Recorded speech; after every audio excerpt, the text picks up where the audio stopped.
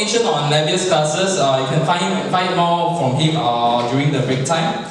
Right now, it's actually our great privilege to welcome Mr. Sim to have the opening speech. Mr. Sim graduated from NUS in Electrical Engineering in 1991. He has been a software engineer for 17 years, and he is currently an administration manager in a secondary school. He's also the owner of a preschool, Blossom Discovery Center, founder and director of Caring Hearts Education. And he's also a speaker, trainer, consultant, marriage coach, and a life educator. Okay, Mr. Sim, please.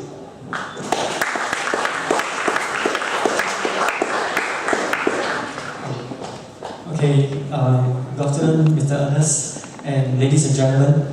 First of all, I would like to really thank Ernest for giving me this opportunity to do this opening speech. Because frankly speaking, I don't really know him for very long. It's actually the supervisor of my childcare center that knows him for I think about 2 years at least. So I only get to know him early this year, and then he gave me this opportunity. So I would like to thank Ernest for this opportunity. Okay, actually firstly for myself, I'm really into education. Whether it is my current job, my wife's full-time job as a childcare center manager, or even my voluntary work, is all education related. So currently I have, in a way, I have two companies. One is the Blossom Discovery Center. The other one is, I call it Caring Hearts Education. And I'm very into education, especially on character education, character development, which is something very hot in Singapore today. Okay, so for myself, I'm fully aware that we, as parents, we have to nurture our children from very young, the right good values or good habits and attitudes. And this definitely includes financial habits and attitudes. Okay, because for those parents who, if your child is older, you will realize that when our children has developed some bad habits and attitudes, it's actually quite difficult to change them. Okay, so actually in Chinese culture, there is a phrase called 蒙以养正. It means that as parents, we need to nurture our children from very young, the right or the good values, so that they will be immune to the bad habits or the bad values when they come into contact. So, if you teach them what is right or what is good, before they come into contact, it's easier. They will be more immune. If you wait until they learn something bad and then you come and teach them what is good, usually it's harder. Okay? So unfortunately, today's parents, a lot of us are not very aware of this, or we didn't do enough. So in the end, as our children grow up, we find that problems occur, some problems appear, and then we try and change it. And we find that a lot of time we have to put in more effort and pay a higher price. So it is important to look into this area early. Okay. Unfortunately, a lot of times if you are not aware, then bad things happen even when our children become adults. And so there's one such incident that happened in the school that I'm teaching actually. I'm working in. So the teacher is already not in my school, but before that he was actually a retired teacher, and he came back to teach as a relief teacher. His hair is already totally white, and he has lost touch with those IT skills that is required of today's teachers. But yet he has to come back and teach. Why? Because his son has get into gambling, and in the end is financially in debt, heavily in debt. So he has no choice but to come back to school and start earning money again so that he can help his adult son to pay his debt. This is very sad, isn't it? Just when you have retired, you think you can enjoy your retired life happily, your adult son get into financial difficulties because he don't have good financial habits and attitudes. And there's another case, that's a very big case that I believe many of you know that happened recently, about that widow who do not know how she lost her $1 million within 1 year, despite receiving advice and help from a financial expert. So I seriously urge parents to really look into this financial education from young, when our children is young. And if you read Ernest's book, you will realize that actually our schools hasn't been doing much all along, all these years. Yeah. So that's why for Blossom Discovery Center, we are also very committed to work with Ernest to see how we can promote this aspect better. Okay. Then, as Ernest also mentioned in his book, actually money is just a tool or vehicle. So how do we use money as important, or if not more important, than how we make money? So to me, to be financially successful, it is not enough to just know how to make a lot of money, but we also need to know how to make good use of money. We must have the ability to make good use. As Ernest quoted Benjamin Franklin in his book, an investment in knowledge pays the best interest. To me, this is actually a profound statement, because there are a lot of knowledge in this world. Do we want to invest in knowledge just for the sake of gaining more knowledge? Do we have the wisdom to pick the knowledge that gives us the best interest among all the knowledge? This is actually a question that is worth everybody to ponder over.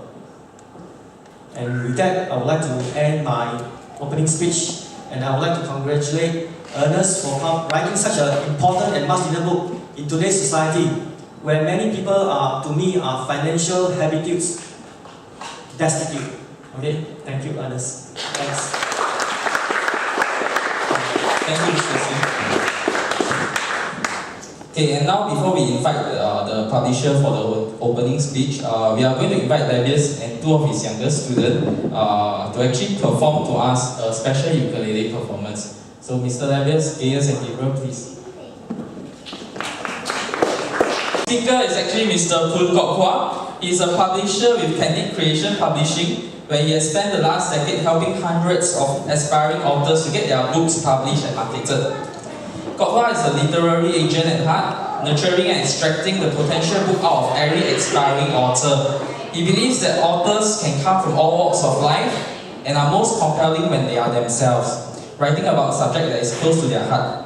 So apart from his personal beliefs in author expression, he also believes in a pragmatic aspect to publishing a book, personal branding, often stating that nothing produces instant credibility faster than giving away a book as a calling card. So let us please now put your hands together to welcome Mr. Poon. Mr. Poon, please.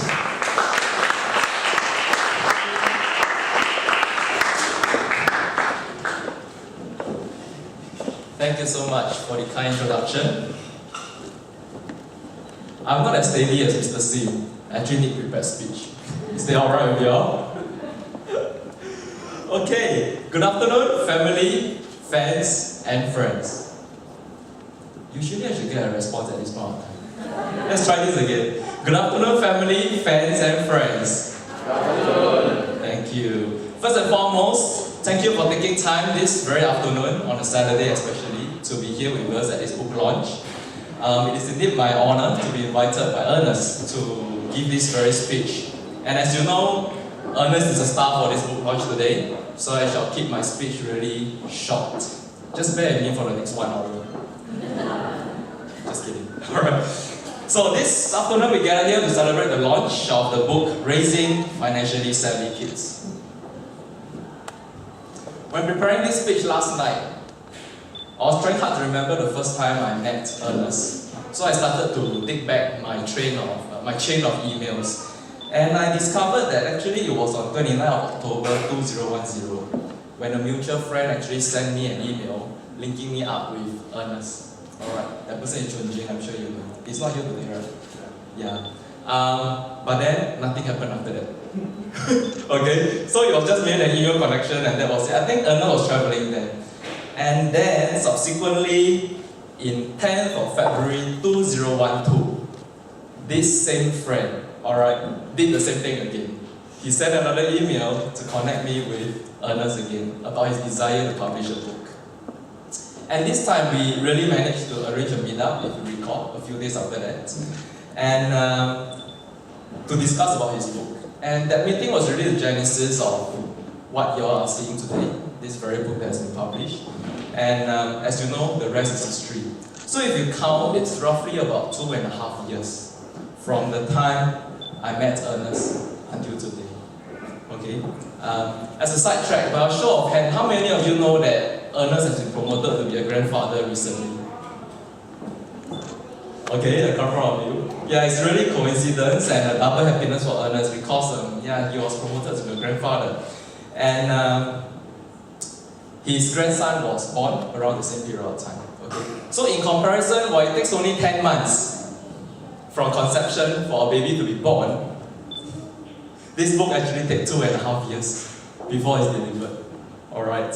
So I want to salute Ernest for your perseverance in pouring your blood and sweat into this book with the very objective of wanting to share your experience and expertise on raising financially savvy kids with your readers.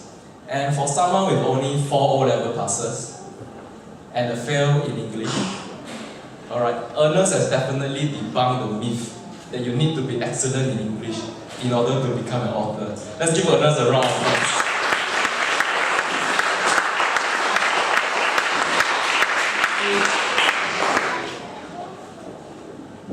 How many of you have seen this article on Sunday Times on June 8th? It's a full page coverage interview of Ernest. Alright, great. This is the headline of this article, actually Rusty Knife, a sharp reminder of hard life. And it was a story, somewhat a life story, a summarized life story of Ernest. And you will have known that, if you have read the story, you'll know that Ernest is very successful today, although he is not born with a silver spoon in his mouth. Life was hard in his childhood and growing up years. So in the newspaper, he shared that although his grandmother was able to make a decent income through her own entrepreneurial skills, the family remained poor because of money mismanagement. And that was a very valuable life lesson that left an indelible mark on Ernest. For when it was time for him to stand on his feet, he resolved to make it good in life by becoming a money master. Again, for those who have seen that particular issue of Sunday Times, do you all recall there was another piece of news that created quite an uproar among readers, and especially on social media? Anyone can recall the news? I'll give you a hint. Mr. Sim spoke about that just now. Anyone? Okay, I'll show you. Alright, this is the front page of Sunday Times. Ernest, smaller, from coconut seller to millionaire. But right on the left, 2 years ago, Parani Mohan received almost 1 million in donations and payouts after her husband died. Now she's broke. Yeah. Indeed, it is no coincidence that these two stories appeared on the same day in the newspaper. Her story is indeed an apt reminder that without correct money attitudes and habits, one can have 1 million one day, but you can easily lose it the next day. So indeed, money habitudes, the word habitudes, like what Ernest shared in his book, are indeed one of the biggest determinants of our financial destiny. And from these two stories, I'm sure we can all better appreciate this paragraph on his book cover, whereby Ernest shared,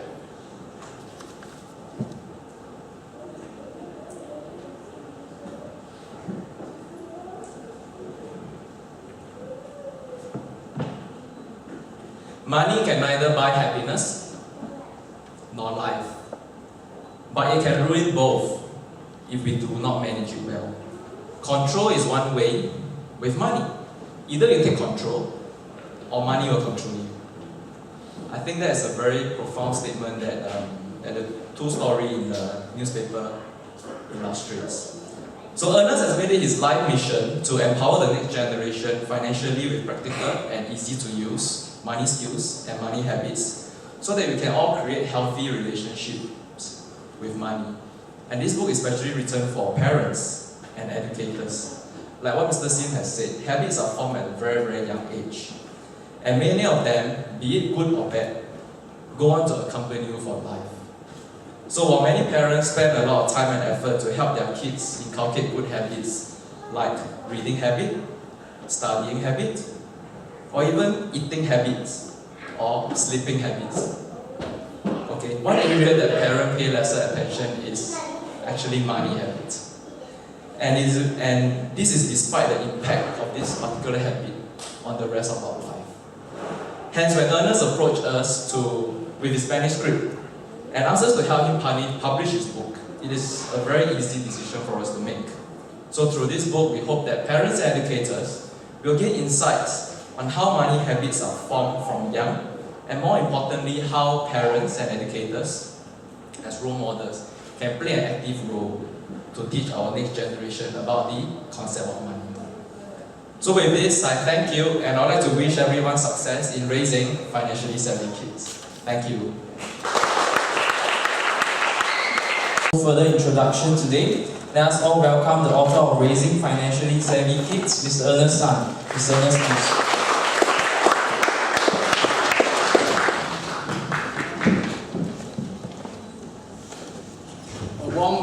Afternoon to you all. Good afternoon. How is everything so far?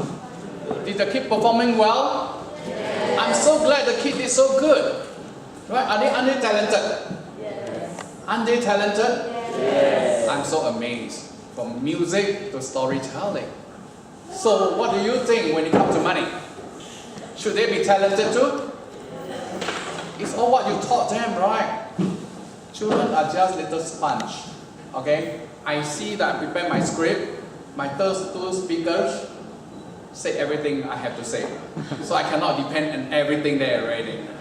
So I know that a lot of you came here taking your precious time off, alright? Some are expecting more, some even don't even know me. How many didn't even know me? Just know me through Eventbrite here. Couple of them, huh? And they are just trying to say, hey, what is this guy? What goyo you are trying to sell to me? Right? So, without disappointing you all, but let me give you that since you got to talk a little bit about millionaire. I have nothing to boast about millionaire, you know. There's a lot of millionaire in Singapore. And do you all know that you are also a millionaire?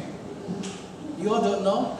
If you all have go and work backwards, okay, and start calculating, everybody here know how to use a spreadsheet? Alright?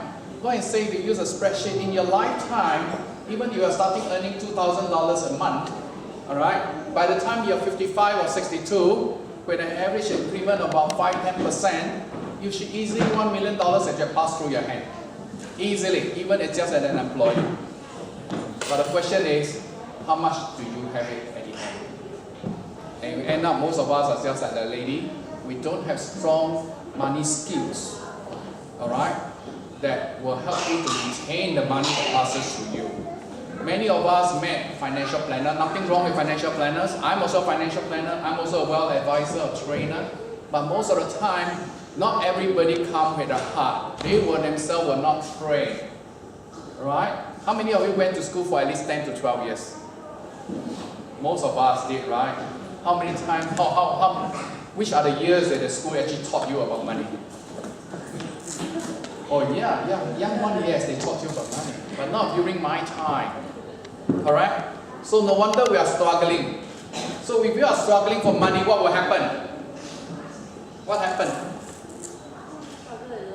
You struggle more in life, and what will happen is that your children watch you struggling for money, right? Correct? So what children learn from you? Struggling for money. We learn from our parents, struggling for money, that's why we end up struggling for money. Unless we found a breakthrough, okay, then can we show our children the right way? I know Blossom 4 years ago,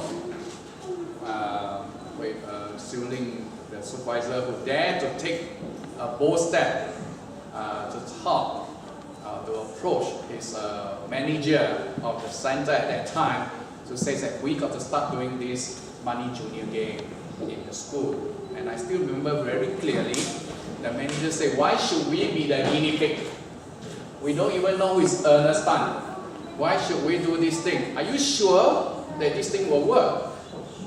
And I remember very clearly that day we got about 17 or 18 parents and child participants.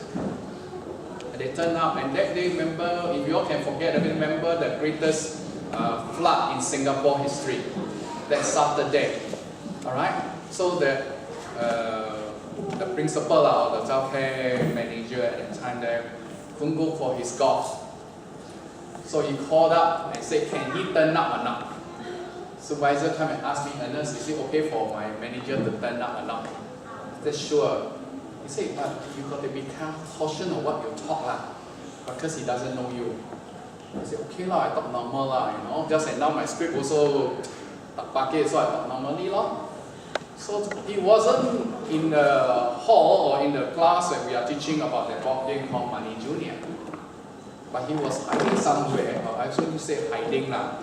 He was actually somewhere inside there, listening throughout the whole program. And towards the end, he acknowledged, he came forward to me and said that was the best. And that was, I remember it's 2010. I remember it was 2010. And because since then, I realized that a lot of parents that came to me, and I went around to state boss and company during the HR lunch and learn hour employee benefit program. We talk about the area of teaching kids about money. So more and more parents and more people begin to approach me. Hey, can I have more materials? You know, can I have your PowerPoint slide? Can I have this? Can I have that? So I find that I don't prepare all these things in advance. If I give them the PowerPoint slide, it's like not complete. It's a workshop that's covered something like a day, but I deliver in something like 1.5 hours. So I felt that by giving them the PowerPoint slide, I'm actually shortchanging them. And they may not get a complete, I'm more worried that, you know, the message may not be complete when you teach your children, or they begin to change themselves before to teach your children. So I decided that, hey, I may want to take more time to write a book more complete. So like what you have read and Kok Wan has mentioned, true enough, I wasn't good at my English. From primary 3 to Sec 4 and repeated Sec 4 3 times, I never passed my English. So do you think you want to read my book? But fortunately, I got a book publisher who introduced to me a good editor who went through my script, my manuscript, for almost 15 times. Being very patient. She should be here today, later she could come here. And I went through all these things and then corrected, you know, addition, deletion, and all. Many parents, I also must acknowledge the parents who allow me to share some of their stories that I can include in my book. Nothing more than reading the book is personal story, real life personal story in people dealing with their kids. Especially when it comes to the part where I talk about money, when children takes a lot of allowance today from us. True? Parents, do you have problems? I see a lot of parents here. Do you face the first problem when your child wants to go to primary 1? First question they ask is that how much allowance should I give them, right? Right now, so parents, anxious parents, Singapore parents are always very anxious, kiasu also. They will go to the school canteen, and what they do there? They went around surveying the tuck shop price. And then come back, they take, okay, this is the amount that I will give. But what they were missing was that, you know, that share part. A lot of books today, I think I have 3 competitors, nothing to be, they talk about teaching children kids about money. But many of the books lack that part to talk about giving or sharing, which I find is so important. And with my editors and publisher, we included and we say that this is one of the things that we want to shape the characters. Do you realize today Singaporean, including myself, we are all very self-centered? Are you? You see, everybody don't give ways. That's why we got a lot of road cases. Now they install cameras, everything only put to stop. Then police comes in, they feedback this and that. True? But I thought that once we teach children through money, the way the character is being built by sharing, when children have the attitudes and habitude of learning what to share, they don't get so self-centered. So the allowance you give, parents, if you're here, alright, if you're deciding that, maybe you want to give a little bit more and teach them the area of sharing, 10%, 20%. And as we grow up as adults, we also begin to inculcate in us the attitude of giving. It becomes a natural thing. Do you realize that those people that are rich out there, millionaires, Bill Gates, Warren Buffett, they give much more and they've never been lacked. A person who are able to give, what does it show? One of the things they have in their mind, what do they show? Anybody want to try? If a person can give, means that they feel that there is no lack. There's a lot of abundance. But the person who can't give, if they feel that there is always a lack, isn't it hampering the way that we grow up? So as parents, we also want to touch a change. And that's where I included the part sharing. Okay, so there's 3 S's: spending, sharing, and saving. The easiest subject that not to be taught, okay, in any financial book or that I didn't teach is spending. How come? Anybody ask? How come children or you are so good at spending? Did you all attend any financial course to talk about spending? No. How come you're so good? Who taught you that? Ask that question. So, if you still think that the school is responsible for teaching you money, it's actually your parents. You learn through the indirect way. So I concluded that way because I went through some money coaching course, and I realized that children from as young as 2 years old learn about money. So some of your kids here are very big, except my grandson here is the youngest. Be very cautious what you say, all right, and what you do. So if you don't careful, parents, you are actually teaching your kids about money and begin to build that habitude already. So like what Mr. Sim is saying, all right, it's easy to learn a bad habit. I like to change it. Easy to learn a bad habit, but it's harder to change to a good habit. 学好3年，学坏3天。So the money habit is over. So without going to detail, this is not a workshop. So I want to thank everyone who has supported me, who has encouraged me to complete this book. And this is not my ideal book actually. My ideal book was to write my story. Everybody said that Sunday time is more engrossing this and that. That's what you all want. But I think the pain that I go through with Kokwa and my editor, that we finally come out of the book, I must thank all, okay, my families, okay, for giving me the support, and my friends, the right editors, everything. Alright, many have even wrote to me feedbacks or endorsement to give me. I thank you all for today for coming here. Alright, and I'm gonna make, for your present here, okay, I'm gonna make some little offer to you all later. That make you all happy. Is that okay? Yeah. Yes, very good. Thank you. Alright, I'm handing over to Daniel.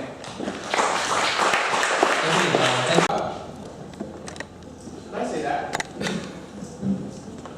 This is not my cover that I wanted. But you all wanted it this way. We take a lot of votes and a lot of feedback. We finally say, okay, this is a cover, but I keep my original cover for a limited edition. Okay, for some special people here. Okay, let's do a video then. Alright, 1, 2, 3.